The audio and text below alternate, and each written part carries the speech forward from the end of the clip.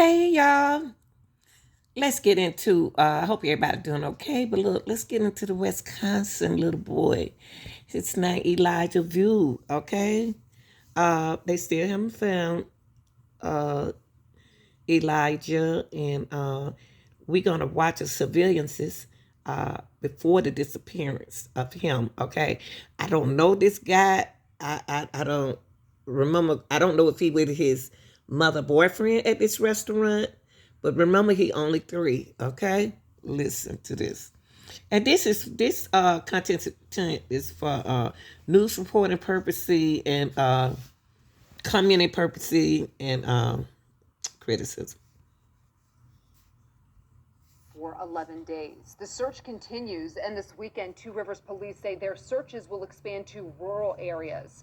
There are some new surveillance photos of Elijah from just before he disappeared on February 20th. So far, police and volunteers have been searching Two Rivers and the Manitowoc areas. The family was going to search Sheboygan County on Saturday, but we're told those plans got canceled. The FBI is offering a $15,000 reward for information regarding Elijah's disappearance. Search of a landfill has been completed, and the DNR rechecked the West Twin River. And a large-scale search was coordinated yesterday. The 3-year-old boy has not been found. Elijah's family and search party organizers made... You know what? This really take my heart. That the way this man was disciplining this 3-year-old really touched my heart. He would treat a 3-year-old like he would treat discipline a high school student or middle school student, y'all. So now I feel better that they checked the landfill and they still haven't found him. Okay. Organized search efforts coordinator, whose name is Lori Hamblin, and she says that she's been involved in the search since the very beginning. After seeing pictures and videos of Elijah circulating on social media, she contacted Elijah's aunt, Linda Vue, to help coordinate public searches. Hamblin says she has a 2-year-old grandson, and the news of Elijah missing struck her heart. She says many of the volunteers are parents and grandparents and put themselves in the Vue's family's shoes, that if their child went missing, they hope the community would come together for them too. This is her plea to the public to join in the search. Think about your own family. Think if one of your children were missing, what would you do? Would you stop? Would you sit back and not get involved? You need to get involved. That's the decision I made, and the decision I made is keep the awareness on my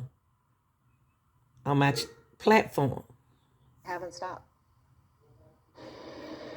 Well, you heard there Yeah, this is the opening statement. Let's listen to this. Closer to me as he got very close, I realized it was Ethan, and it didn't seem right to me because Ethan always seemed like a sweet kid. I just couldn't picture that being him, so I talked to him. Did you see that he was holding anything? Yeah, he had a gun in his hand. For the hearing this morning, I did want the court to address the motion that I filed. It should be document 26, filed March 18th. I think, although I drafted that motion with respect to the original criminal complaint, the arguments are still applicable for the amended criminal complaint, asking that the state make more definite and certain as to the alleged neglectful conduct. If they're unable to, I believe that the criminal complaint is insufficient for purposes of the chronic neglect charge. All right, which document you said was? 26.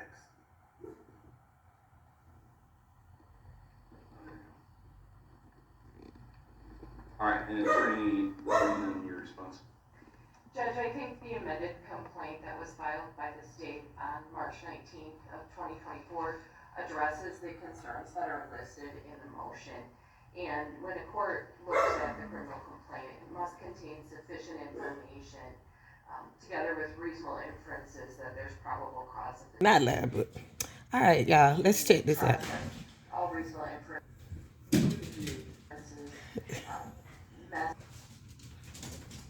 must go to the state. If there's equal inferences, the complaint is still sufficient. In the amended complaint, we have a narrow time frame. We're talking less than 20 days. Obviously, venue's been established. The victim was in the care of the defendant for that time period. There was only his own admissions that the victim was specifically transferred to his care on February 12th of 2024. And the conduct while in that care involves multiple instances of these lengthy timeouts as are described, where the victim is asked to stand in a praying position for between 1 to 3 hours, which is very challenging behavior for a victim of that age, not only physically but emotionally, especially in that kind of position. And this was something that was conducted on multiple days during that time period. The victim was also left alone, unsupervised in that time period, February 16th, 18th, and 17th, while specifically the 17th in the early morning hours, while the defendants as well as Ms. Bauer were away from the apartment. The victim is 3 years old and moving a 3-year-old unattended for over an hour. I think also would qualify as one of the neglectful acts. We also have other evidence listed in the complaint, not only the disciplinary things, the cold water discipline that was used, the fear tactics that were used, as well as the timeouts and being left alone. I think when you look at all instances, the complaint is sufficient. I've asked the motion to be denied. In response to that, Attorney Logan? I stand by the arguments that I indicated in my motion. Right. As the court reviews the motion,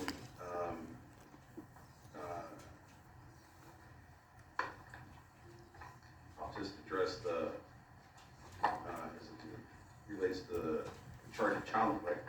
It indicates 6 elements. The child is 19, the age of 18. I don't believe that's in dispute. The defendant was a person responsible for the welfare of the child, I don't think that's in dispute. The defendant, through action and for reasons other than poverty, failed to provide necessary care. I think the instances noted by Attorney Reed, as well as the alleged admission in the complaint by Mr. Bang that the child was in his care, he went to sleep and then the child, when he wakes up, is gone. That certainly seems like a failure to provide necessary care. The failure to provide seriously endangered the physical, mental, or emotional health of the child.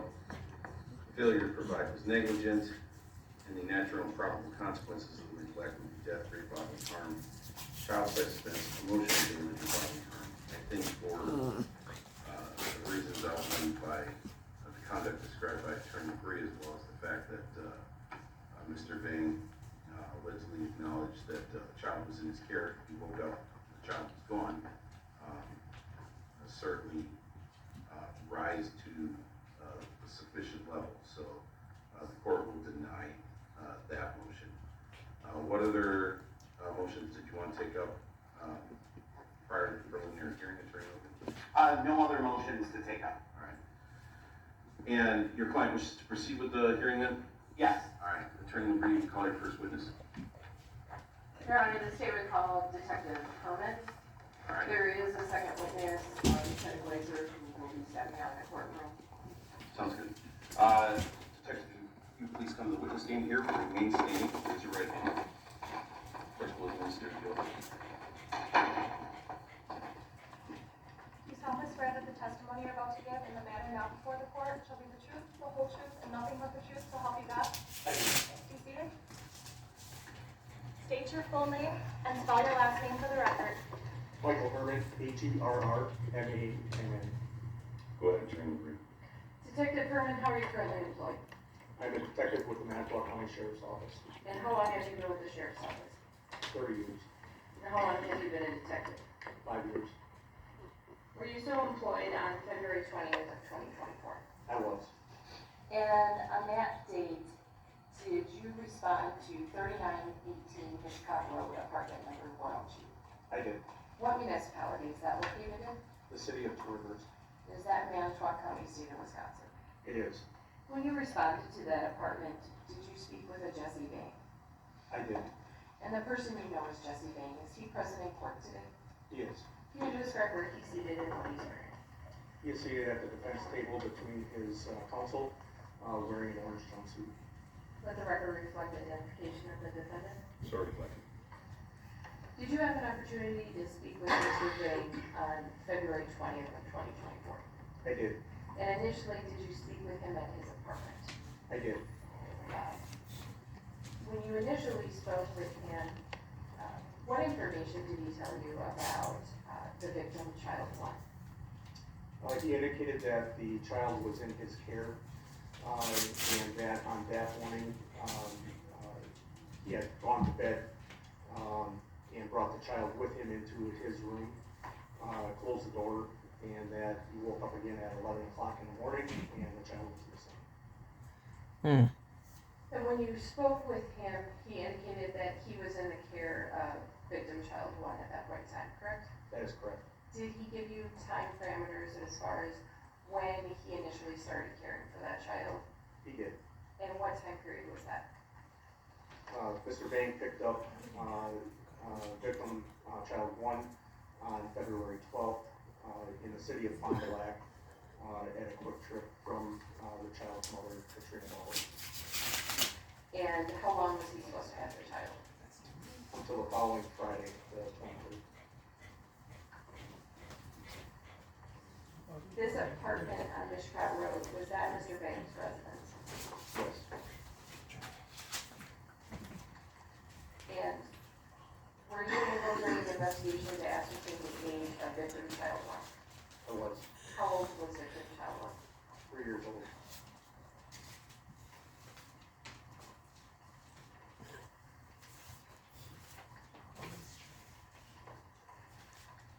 Did you have an opportunity to have a longer conversation with Mr. Bang at the Two Rivers Police Department? I did. Did you speak with him regarding victim child one and the purpose of the victim staying with him from February 12th through that February 23rd timeframe? I did. And what did he tell you about why the child was going to be there? He had indicated that the child's mother was having difficulty with the child and the child's behaviors,